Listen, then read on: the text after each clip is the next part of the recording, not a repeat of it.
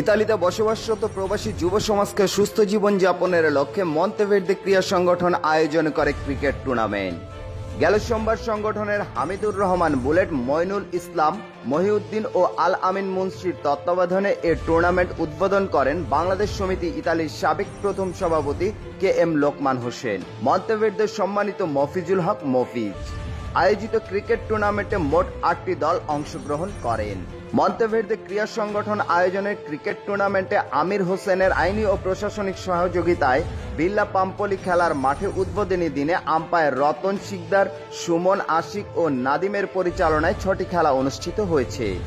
উদ্বোধনী অনুষ্ঠানের শুরুতে মন্তেভের্দে মসজিদের খতিব মাওলানা শাহিন সাইদির দোয়া মোনাজাতে বিশ্ব মহামারী থেকে বিশ্বকে মুক্তির লক্ষ্যে দোয়া করেন।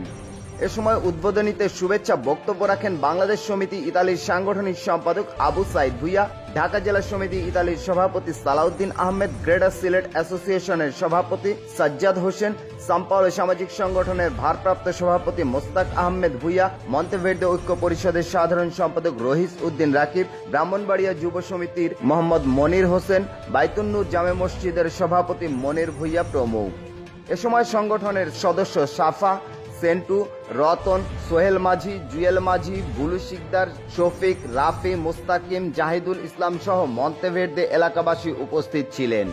উপস্থিত বক্তারা শুভেচ্ছা বক্তব্যে বলেন, প্রবাসের মাটিতে যুব সমাজ যেন বিপথে বিগড়ে না যায় সে লক্ষ্যেই এ খেলাধুলার আয়োজন করা হয়েছে। বক্তারা আরো বলেন, বিভিন্ন সংগঠন যদি এমনভাবেই খেলাধুলার আয়োজন করে থাকে তাহলে আমাদের যুব সমাজ বিপথে যাবে না। শিমুল রহমান, ধুমকাতু টিভি, ইতালি।